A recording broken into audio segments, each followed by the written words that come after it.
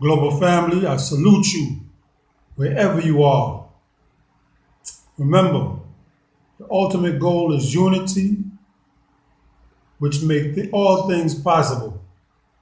I come to you in the name of peace, honor, respect, and unity. Welcome to another AGM Perspective, where we discuss issues which will uplift the black family in real time.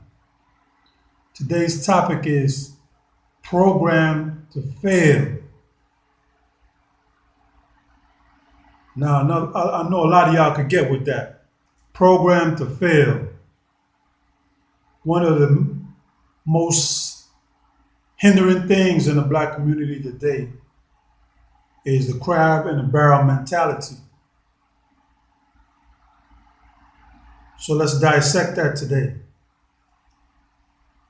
Let's see the source of that mentality and the destruction and how the destructive force of that mentality.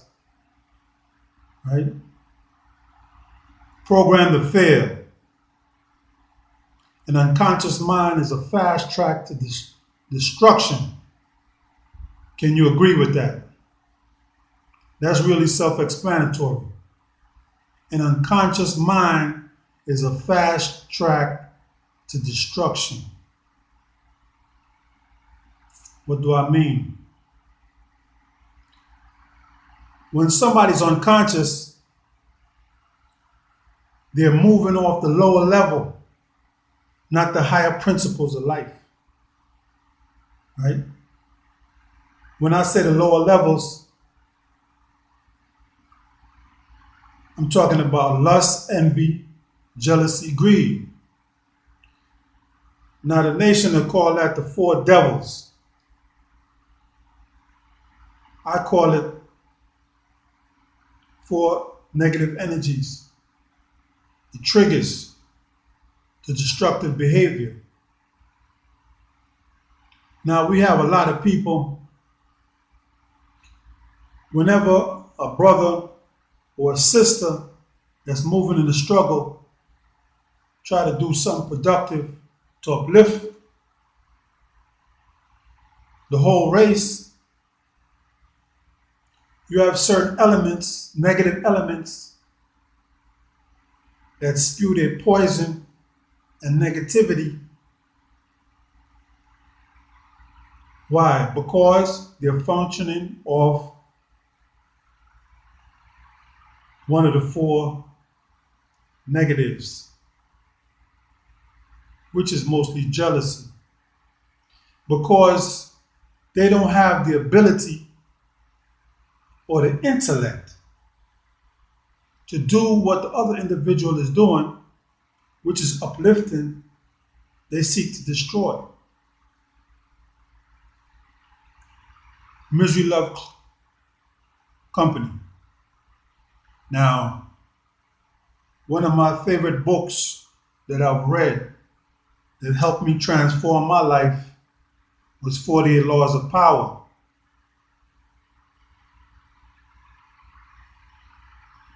One of the laws that stuck out to me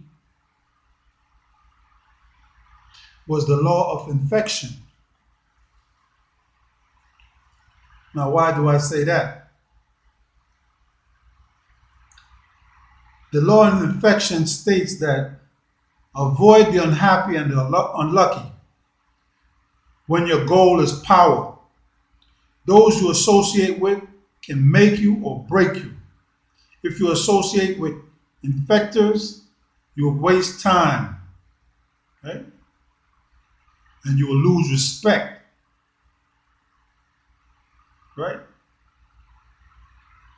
Due to guilt by association.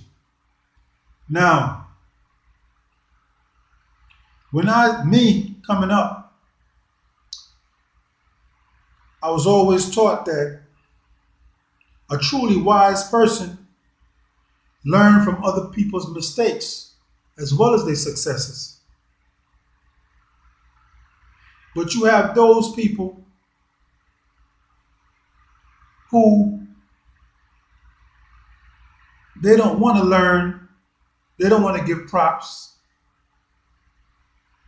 As soon as you say something positive, they have to come back with something negative. Why is that?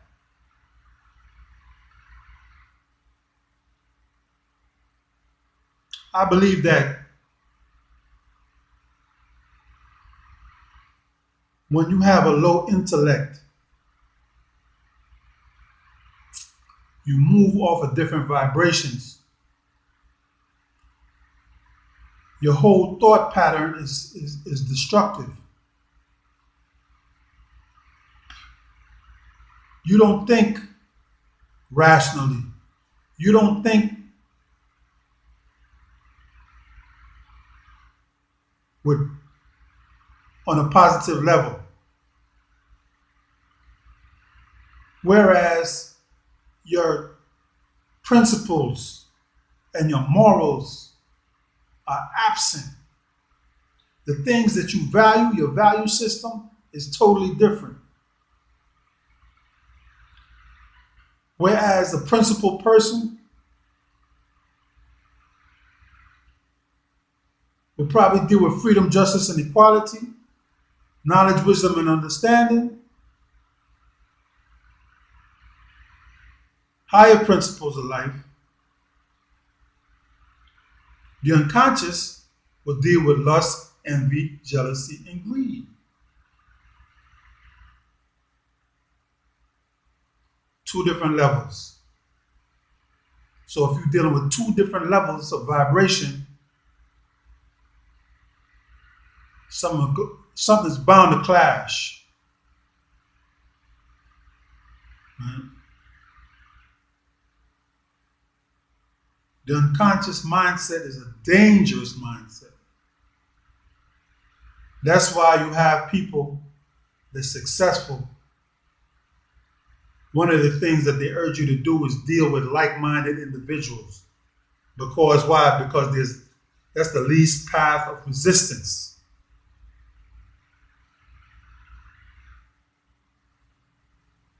The destructive mindset is like a colonized mindset. This mindset was transplanted into our minds as a destructive seed from the colonizer, the slave master, and all those who wanted us to really self-destruct. They never wanted us to, or intended for us to find ourselves and uplift ourselves. So the mentality was passed down through generations and generations. House Negro, field Negro. The one in the fields had it rough. The one inside with master, looking at the field Negro, felt privileged. Two different mentality, animosity between the two. Right? One feel privileged and the other one don't, feel oppressed. Two different mentalities. Friction.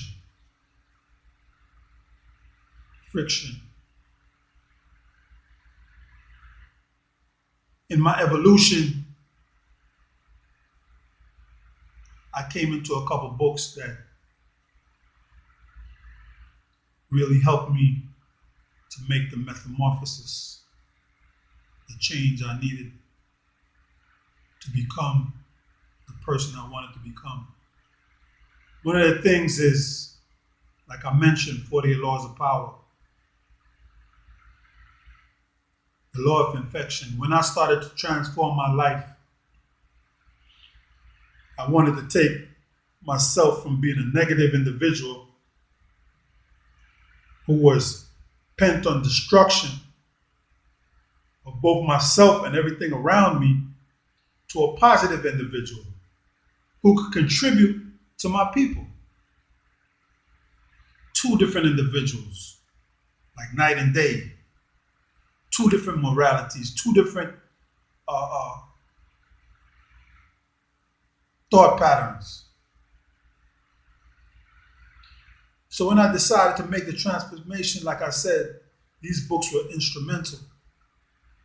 48 Laws of Power, the Law of Infection.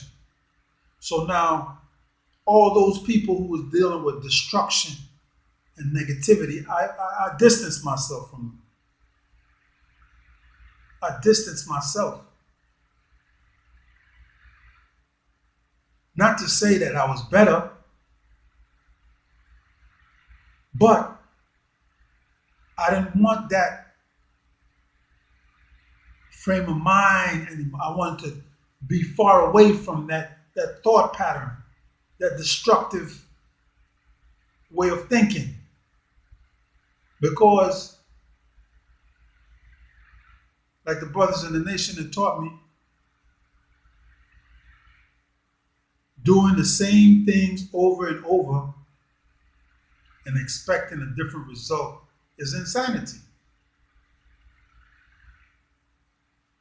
When I heard that in the study group, I went back, internalized it, looked in the mirror, and asked myself the question, are you insane? Negative behavior, doing the same things over and over. Every time I'm thinking I have a better plan, a better course of action, but I get the same result. So I was ready for a change. I was sick and tired of being sick and tired. So when you make that decision to transform your life, you take the necessary, and you're serious, you take the necessary steps to distance yourself from that old self so you become somebody new. You evolve. But before the transformation is physical, the transformation has to be mental. So now I moved away from being that person that was envious, that was jealous, that was combative, that was unreasonable.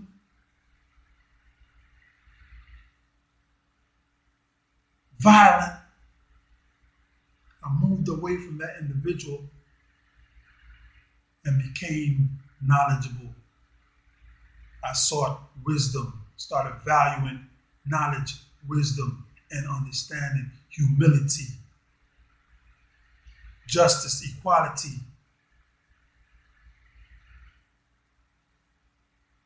freedom of mind, free thinker, thinking out the box.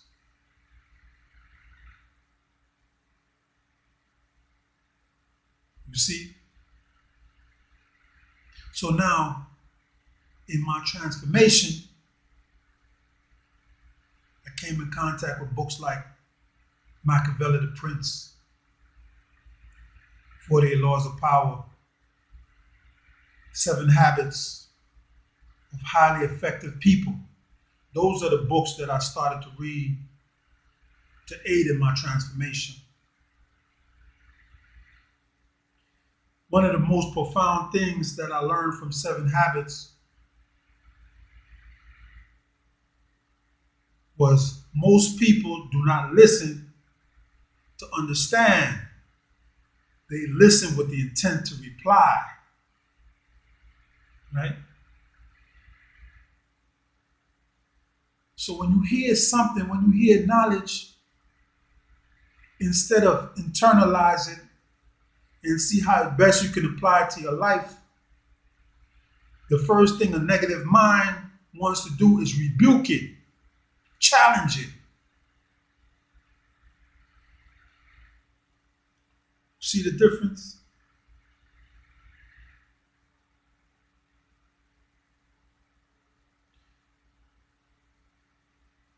The next principle that I find dear is treat a person as they are, and they will remain the same. There's certain people that you can elevate, or certain people that you can leave at the same level. It's your choice. Me, I chose to always elevate those around me. I learned that when you come in contact with people, especially the people that you respect and you wish to help, you could either build or destroy. You could either elevate that person or make that person feel less than. You have the power. You have the power. Another principle I learned was start with the end in mind. One of the examples that they gave was that imagine yourself standing over your grave site. What eulogy would you like to hear? What would you like said about how you lived? That was profound. Man, I never thought about things like that.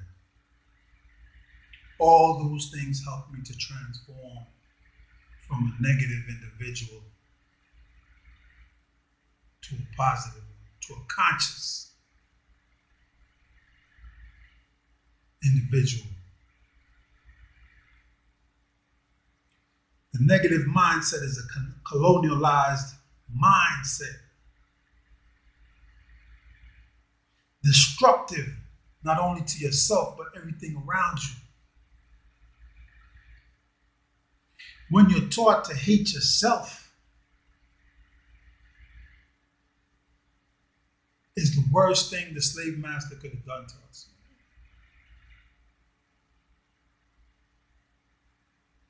Stripped us of everything inside and filled us up. Made us feel less than instead of bringing us up for his own gain and control, power. All that was done for power and control, making us feel less than. So when you see the mentality of that crab in the barrel, pulling this one down, obstructing this one, that's the source of the mentality right there. Language stripped, culture stripped, name stripped, origin stripped, everything was taken from us. And it was when we were stripped clean, they put that destructive programming, turned us into Manchurian candidates, agents of destruction of self, sent us back into neighborhoods. We turned the neighborhoods into ghettos because of the filth inside ourselves.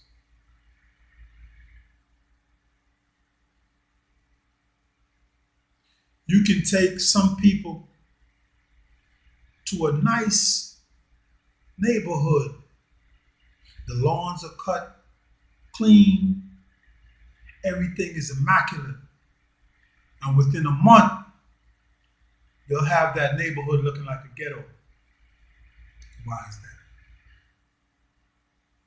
When people don't value themselves or hold themselves in high regard,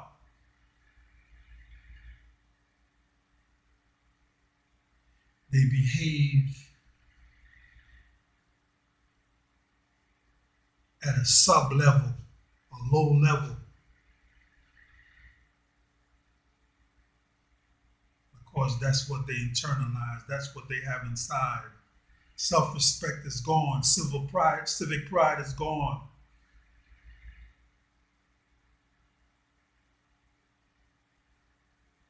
All they have is hate.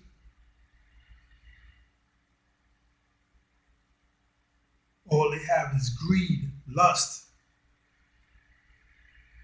That's why you might be friends with somebody you might call your friend, and that's the same person that comes in your house and sets you up.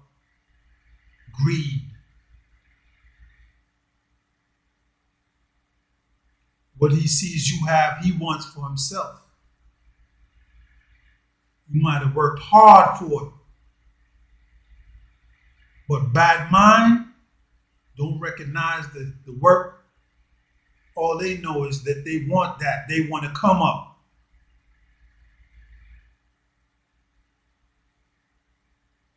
That mentality is dangerous. That's what's killing us in the black community. Worse than the white supremacists.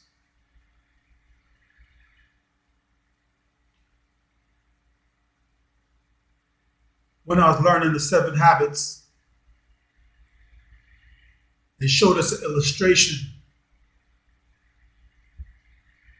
And depending on how you look at the illustration, different people saw different things. Some people saw an old lady. Some people saw a young lady. Some people saw a frog.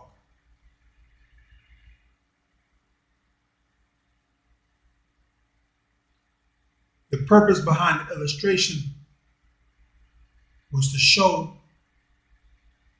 that it depends on your paradigm that you have in your mind and how you see things. That's the lens that you look through. So you have a lot of negative people.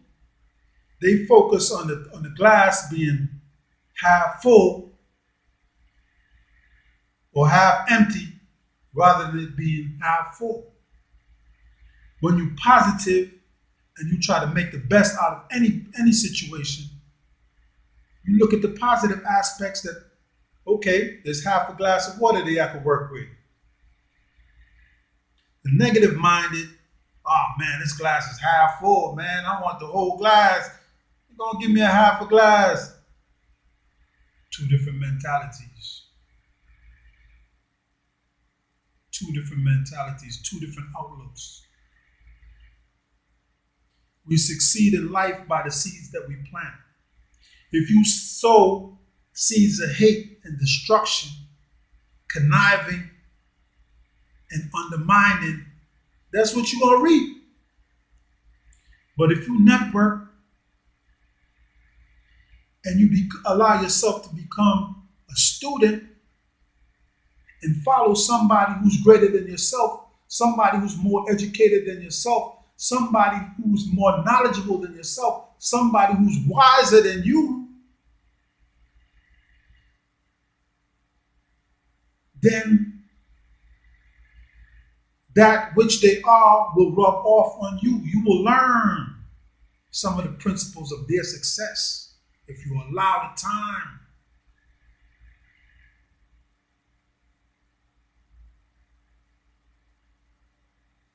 But some people want it fast. They want what you have. And when they get it, they don't know what to do with it. They squander it. There's a lot of people I ask a simple question, just a little test. If I was to give you $1 million, what would you do with it? Do you know that the majority of people don't even know? They can't even answer that question. What does that tell you? If I asked you that question, what would you do with $1 million? I want you to answer that question. And the way you answer it will show you what type of person you are.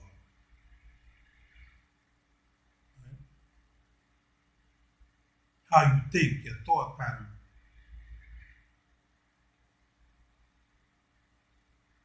When you move from a destructive way of thinking to a positive way of thinking, you adapt, adopt higher principles of life. You stop being a selfish individual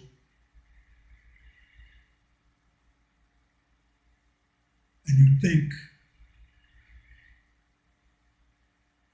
more worldly, more inclusive, more global. You become a big thinker. You got people that think small, people that think regional, and you have people that think global. When you look at people like all the CEOs of these mega conglomerates and owe billions of dollars, these people do not think small, man. They think global. And when you think global, you have to network. They form associations and agreements with like-minded individuals such as themselves. And that's what we must do as a people. We have to think as a global family, all inclusive of all the people like us who are going through the same struggle. You can't say, oh, that brother is from Senegal. He's not my brother. Or this one is from Ghana. Or this one is from Gambia. This one's from Tanzania. This one's from Ethiopia. Oh, those is brothers over there. No, we all one family, one people. The colonizers separated us and colonized our brains and minds, thinking that we different people. We all one. With unity comes strength. Don't regurgitate what the colonizer taught you or the slave master taught you. Rise above that programming. Rise above that matrix.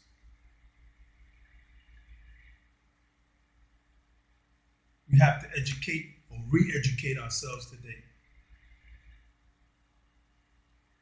Watch what you digest mentally, because it will manifest physically. Take that hate for one another. Take that hate from your brother that you have for your brother and your sister. Take that, scrap that. Want for your brother and sister what you want for yourself. When you see somebody rising, you help them up. You don't pull them down. You don't try to take credit for their progress. You go to the brother and say, brother, teach me so that I may rise. You go with humility.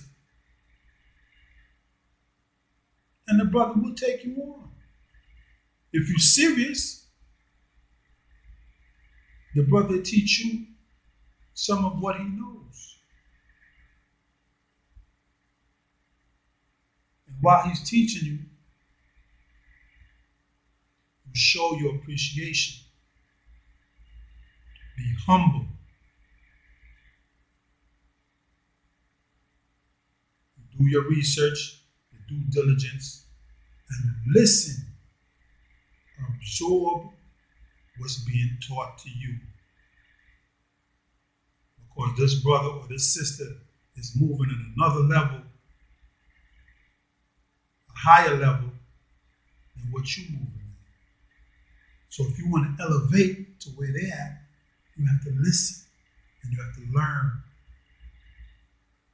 You have to be patient.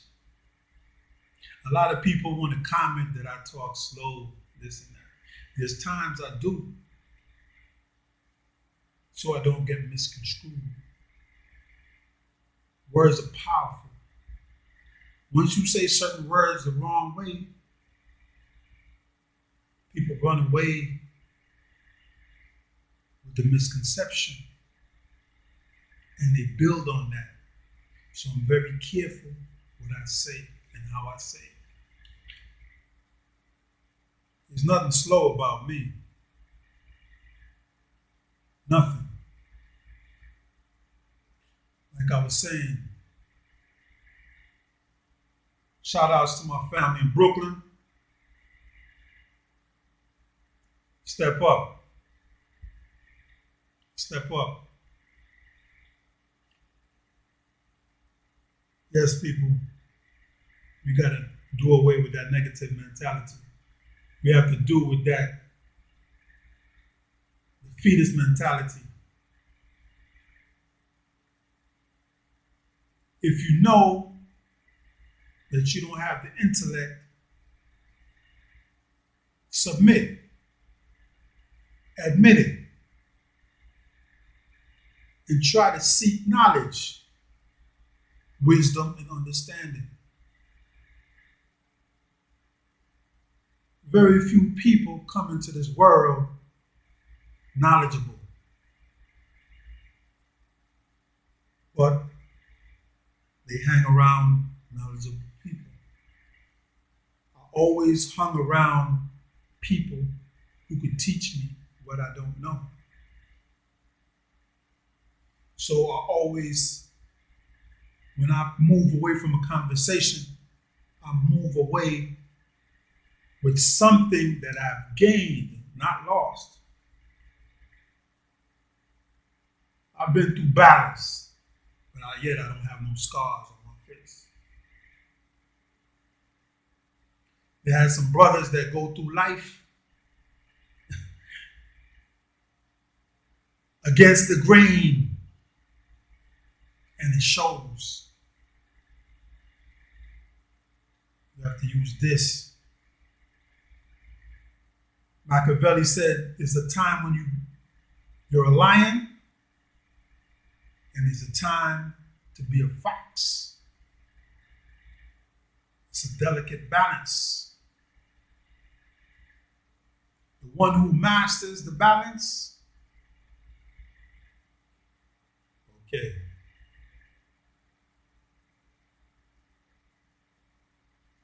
So when you see N.A.A.G.A with the weapons,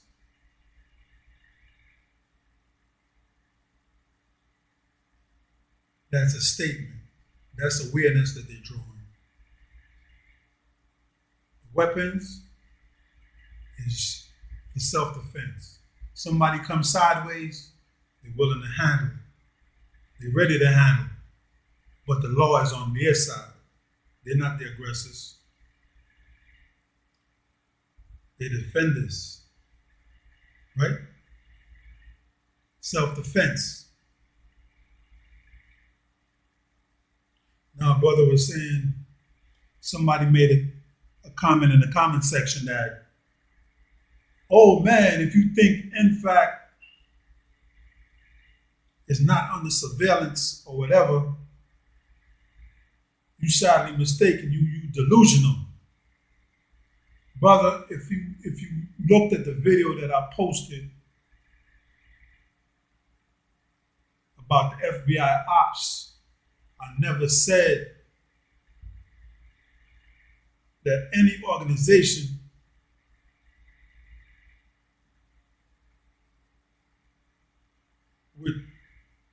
that has the strength or numbers of N.A.A.G.A would not be under scrutiny. I never said that. What I said was a more violent organization that's committed acts of violence and talking violence are on the radar. They're more top priority than the ones that's nonviolent. That's what I said. Now, yeah, there'll be investigations, or maybe not investigations, but observations. You understand me? Monitoring. It's a difference. Monitoring and investigation is two different things. For the feds to get the green light to investigate, there has to be crimes committed, violation of U.S. codes and federal law. You just don't get the green light to investigate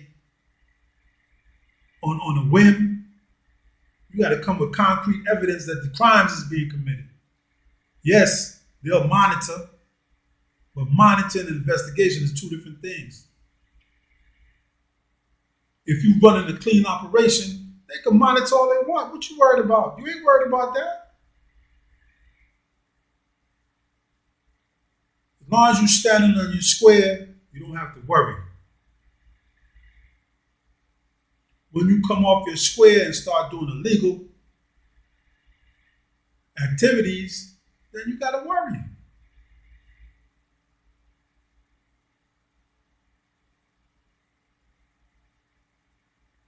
Stop the bad mind, people.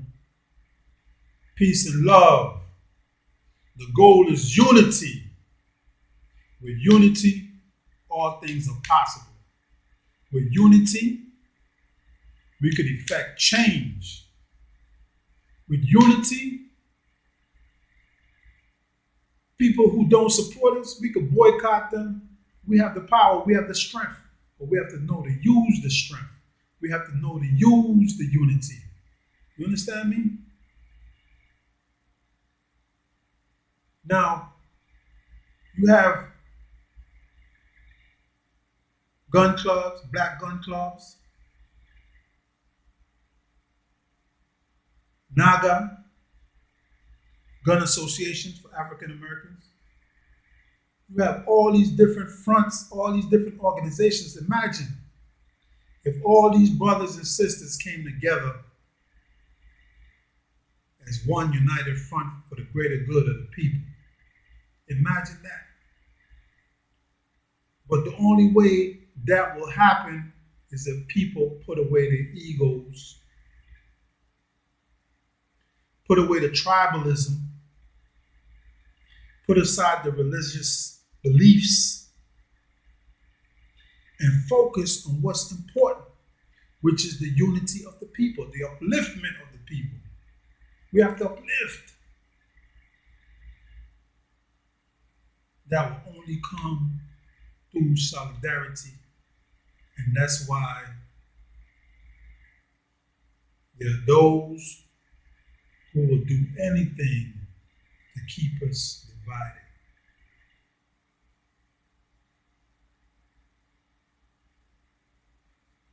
To colonize us, keep us separated, just like they did the land.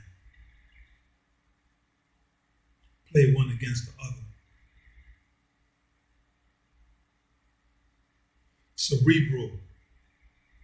You got some people that's cerebral, and you got some people that's straight muscle. Two different mentalities. Two different outlooks. The cerebral looks to navigate. The aggressive and the muscle, violent, look to muscle through, take, not negotiate. Two different mentalities, two different results, two different outcomes. Take note, people.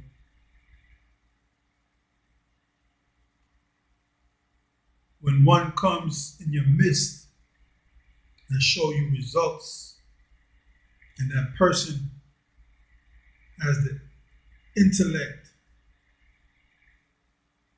to get you where you need to go, then the choice is obvious.